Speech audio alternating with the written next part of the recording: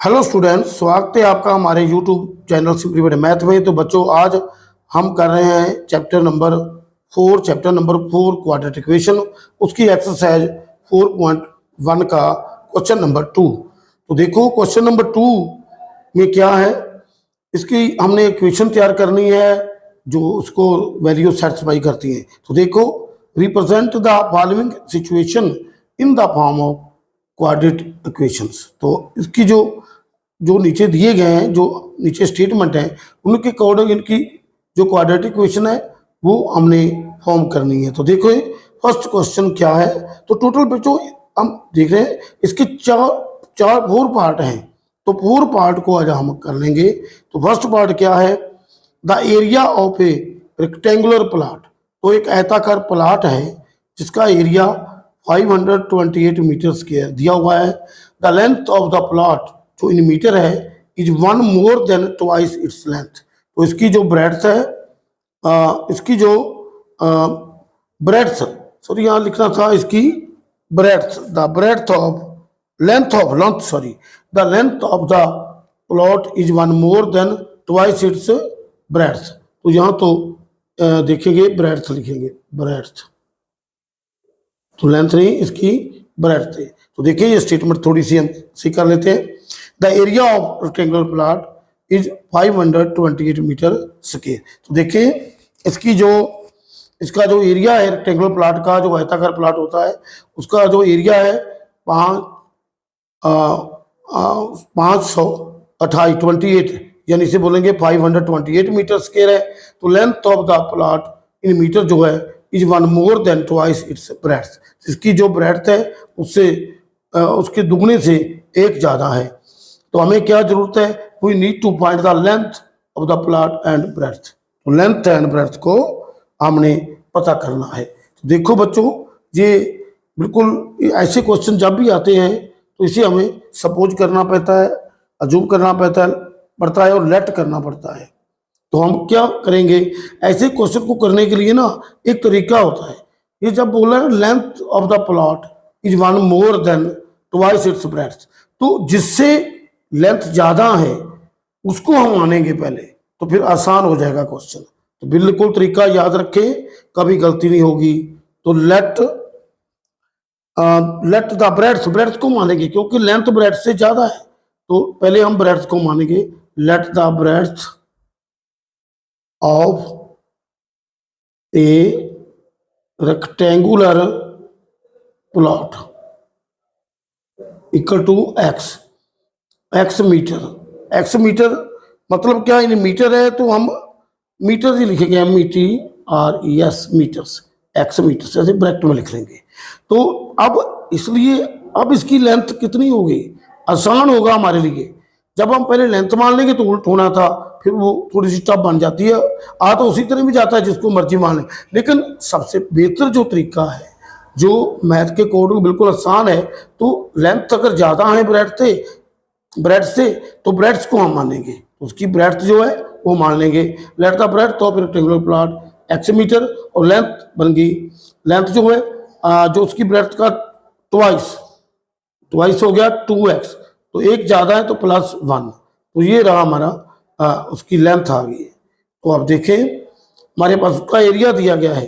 तो according to question देखिए, area of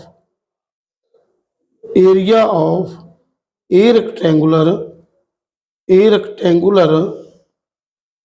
plot is equal to 528 metre square है। तो देखिए एरिया दिया हुआ है, तो एरिया होता है लेंथ इंटू ब्रेड्थ। तो लेंथ कितनी हमारे पास है, देखिए 2x + 1 है। ब्रेड्थ कितनी है, x मान लिया हमने, तो ये इक्वल टू 528 होगा। तो इसको हम मल्टीप्लाई करेंगे तो ये कि 2x स्क्वायर हो जाएगा, 2x + x का x, और हम 528 को इधर ले आएंगे तो -522 और इधर 0 रह जाएगी। तो देखो ये हमारी इक्वेशन तैयार हो गई है। यहाँ where x is the breadth of a rectangular plot. तो देखिए इस रेक्टेंगुलर प्लॉट की जो है x ब्रैकेट से, तो हमारे पास ये इक्वेशन तैयार होगी। तो हम इसका बच्चों सेकंड पार्ट करेंगे। तो सेकंड पार्ट क्या है, सेकंड पार्ट भी आसान है। देखो इस क्वेश्चन का सेकंड पार्ट जो हमारे पास है, the product of two consecutive positive integers is 306, we need to find the integers. उस इंटीजर्स को फाइंड करने की हमने इक्वेशन तैयार, क्वाड्रेटिक इक्वेशन तैयार करनी है। तो देखिए इसको भी इस तरह से मान लेंगे। तो let the two consecutive positive integers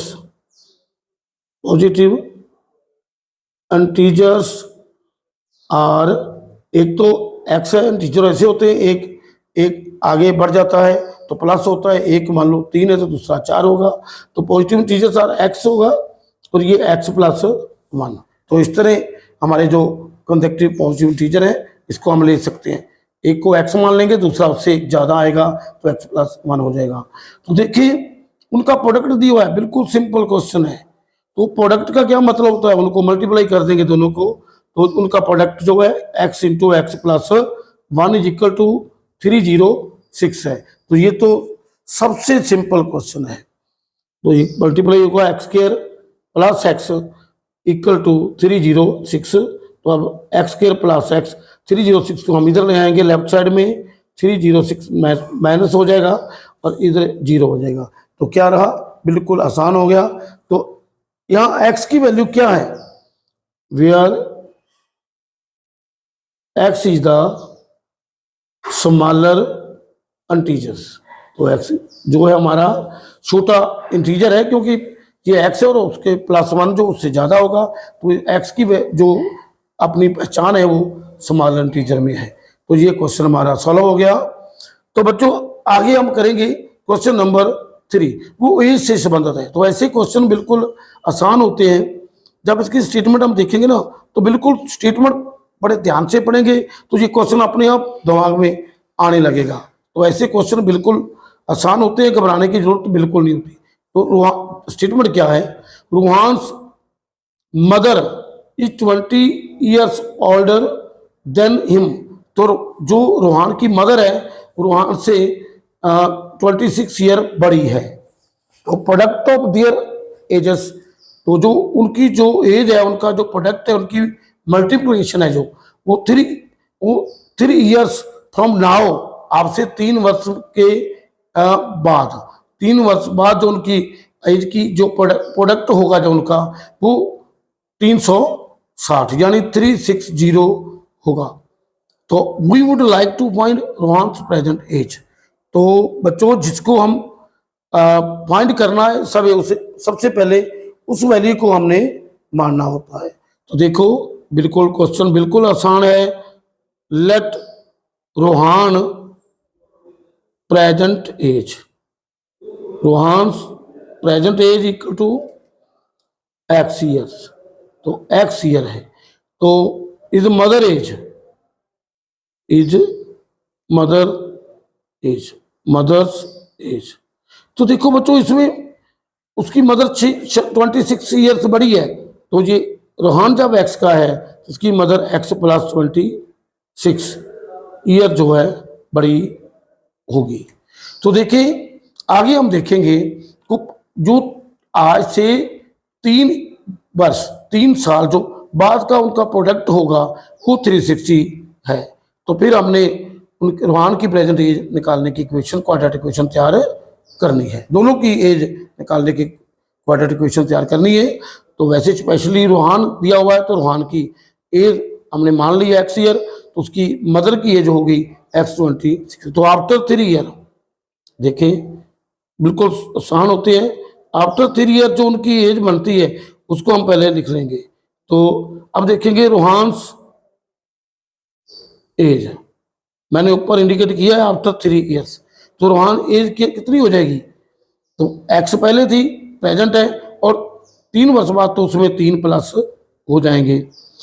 आगे देखिए उसकी मदर की एज क्या होगी, तो दोनों 3 वर्ष बाद तो दोनों की एज में जो है दोनों की एज में 3 की बढ़ोतरी हो जाएगी, तो 3 बढ़ जाएगी। तो ये उसकी एज x प्लस 26 है, इसमें प्लस 3 और हो जाएंगे तो हो जाएगा x प्लस 29। तो उसकी मदर की एज जो आफ्टर 3 ईयर होगी x प्लस 29 और रोहान की एज होगी x प्लस 3। तो बच्चों अब क्वेश्चन में क्या दिया है कि जो प्रोडक्ट है उनकी, जो 3 वर्ष बाद उनकी आयु है, उनकी प्रोडक्ट दी हुई है, उनकी मल्टीप्लिकेशन दी हुई है, कितनी है 360।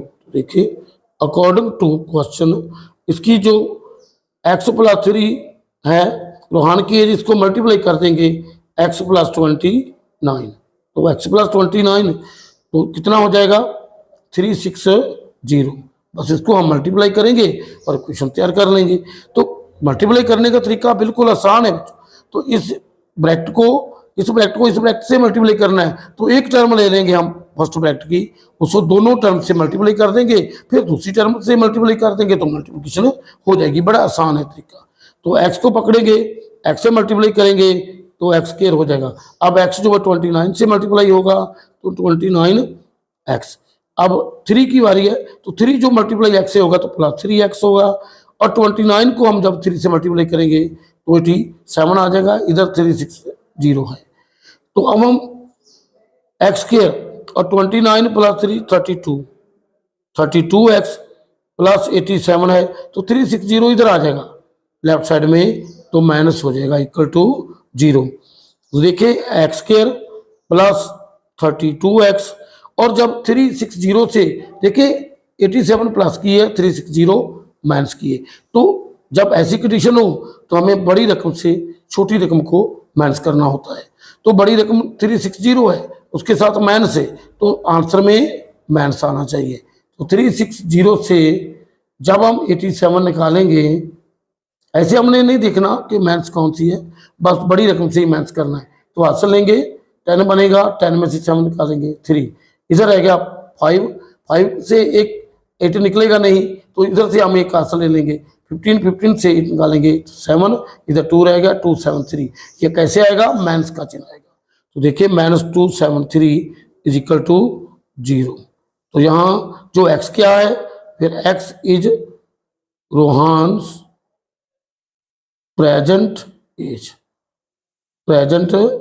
एज। तो ये हमारी क्वाड्रेटिक इक्वेशन तैयार होगी, क्योंकि हमने सिर्फ इक्वेशन ही लिखनी है, इसको सॉल्व नहीं करना।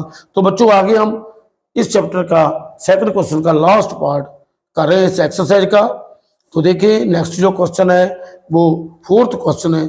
थोड़ा सा देखने में टफ लग रहा है, इतना टफ नहीं है, क्योंकि जो देखने में बिल्कुल थोड़ा सा लग रहा है कैसे बड़ा क्वेश्चन है, पता नहीं कि थोड़ा सा टफ होगा, लेकिन वो देखने में ही लग रहा है, उतना कोई ज़्यादा टफ नहीं है। तो देखो बच्चों इसकी स्टेटमेंट देखेंगे। A train travels a distance of 480 kilometre at a speed which is uniform. तो उस यूनिफॉर्म स्पीड से 480 किलोमीटर की दूरी एक गाड़ी जो ट्रेवल करती है एक यूनिफॉर्म स्पीड पर, if the speed had been 8 kilometre per hour less. तो मान लो कि हम उसकी स्पीड गाड़ी की 8 किलोमीटर पर आवर कम कर देते हैं, तो it would have taken 3 hours मोर। तो क्लियर है कि जब गाड़ी की जो गति है स्लो कर देंगे तो टाइम तो ज़्यादा लगेगा, तो 3 आवर्स मोर लेगी टू कवर द सेम, उतनी डिस्टेंस तय करने के लिए 3 घंटे का समय ज़्यादा लेगी। तो we need to find the speed of the train. तो उस ट्रेन की स्पीड को निकालने की हमने एक इक्वेशन तैयार करनी है। तो देखो अब हम मान लेंगे जो चीज़ हमें नहीं पता उसको मान लेंगे। तो स्पीड करनी है तो let the uniform speed of the train, speed of the train क्या होगी x किलोमीटर बराबर। तो देखिए यूनिफॉर्म स्पीड ऐसे, तो डिस्टेंस इतने कितनी कवर करनी है, डिस्टेंस जो कवर करनी है वो 480 किलोमीटर है। तो हम इन दोनों का टाइम निकालेंगे, क्योंकि टाइम का अंतर दिया हुआ है, तो फिर टाइम निकालने से ये क्वेश्चन तैयार होगी। तो इसका जो टाइम है इसको हम t1 बोलेंगे, टाइम t1। देखिए टाइम क्या होता है, distance over speed. Distance by speed जो है वो टाइम होता है। तो डिस्टेंस 480 है, तो स्पीड जो इसकी x है, इसे हम क्वेश्चन नंबर 1 लिख लेंगे। तो अब देखेंगे इसकी जो स्पीड है, when the speed is decrease by 8, तो देखिए फिर क्या होगा, न्यू स्पीड क्या होगी, when its speed is decreased, यानी कि उसको कम कर दिया गया है, decreased by 8 kilometre per hour, then उसकी न्यू स्पीड होगी, न्यू स्पीड वो कम होगी तो x माइनस 8 हो जाएगी किलोमीटर पर आवर। तो डिस्टेंस तो अब भी उसने उतनी ही तय करनी है। तो देखिए डिस्टेंस जो है वो 480 किलोमीटर ही तय करनी है। तो इसका टाइम जो होगा, टाइम टू अलग टाइम लगेगा, क्योंकि अब टाइम थोड़ा सा ज़्यादा लगेगा, क्योंकि स्पीड जब कम होगी तो ये तो हर एक को पता है कि टाइम ज़्यादा लगेगा। तो time equal to speed by distance by speed. तो डिस्टेंस कितनी 480, तो स्पीड होगी x माइनस 8। तो इसे हम कहेंगे क्वेश्चन नंबर 2 है। तो आगे बिल्कुल सिंपल है। तो देखिए ये टाइम ज़्यादा लगा है, तो हमने क्या करना है, ज़्यादा जो समय है उसमें से जो कम समय लगा है उसको माइनस कर देना है। तो अकॉर्डिंग टू क्वेश्चन इसको 3 घंटे ज़्यादा लगते हैं जब कम स्पीड होती है, तो ये टाइम जो ज़्यादा है T2 minus T1 is equal to 3 है। ये हमारे पास बिल्कुल सिंपल है। तो T2 जो टाइम है कम स्पीड से वो 480 x माइनस 8 है, और माइनस करेंगे हम जो कम समय लगा है 480 बाय x इक्वल टू 3। तो देखिए इसका हम एल्शियम ले लेंगे। एल्शियम ये दोनों क्वेश्चन है, दोनों ही अलग अलग हैं, तो ये हमारा एल्शियम आ जाएगा।